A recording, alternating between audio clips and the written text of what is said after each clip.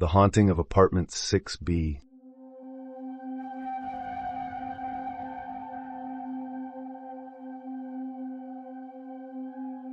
James moves into a seemingly vacant apartment, only to encounter unsettling occurrences and a haunting reflection that reveals a chilling truth about his new home, ultimately leading to his disturbing fate. A dimly lit hallway, faint buzzing from an old ceiling light, the sound of a suitcase rolling over the uneven wooden floor reverberates ominously. James, early 30s, moving to a new city, unlocks the door to apartment 6B. The air inside is stale, carrying a faint hint of something off.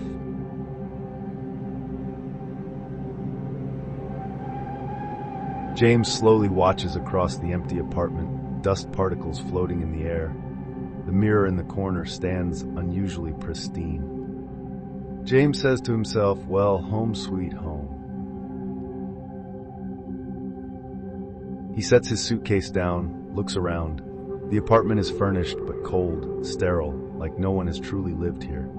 The large wall-length mirror reflects his tired frame, but something feels delayed. The air conditioning isn't on, but there's a faint movement in the curtains, like a breath exhaling from the room itself. The dim light casts a long shadow on the floor, too long as if someone else were standing behind him. He turns quickly. Nothing.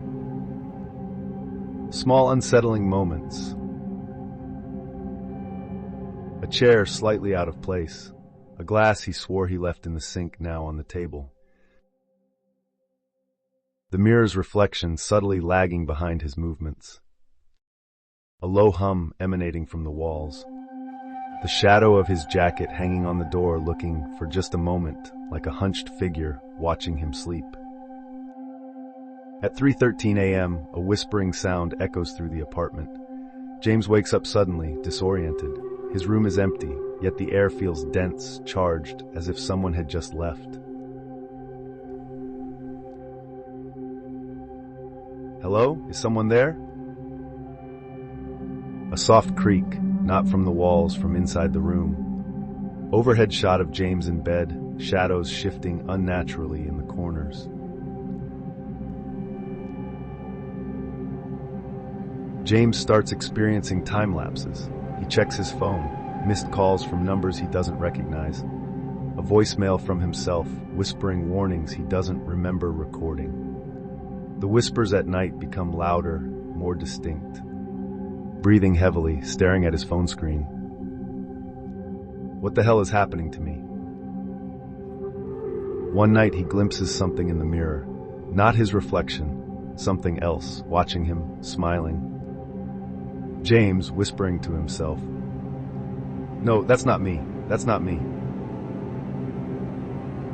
He hastily covers the mirror with a bedsheet, but the sheet moves, breathing as if alive. From the hallway, a soft shuffle. The kind of sound you hear when someone is shifting their weight just out of view. James receives a note slipped under his door. "You don't belong here." James, reading the note. What? Who wrote this? The apartment layout begins to shift. A door appears where there wasn't one before. The hallway outside stretches infinitely at night. The neighbors' doors vanish. James sits in silence, listening. The silence is the worst part. It's too thick, too complete, like the apartment itself is listening back. In a moment of desperation, James speaks to his elderly neighbor, Mrs. Winters, in 6A. James. "Please tell me what's going on."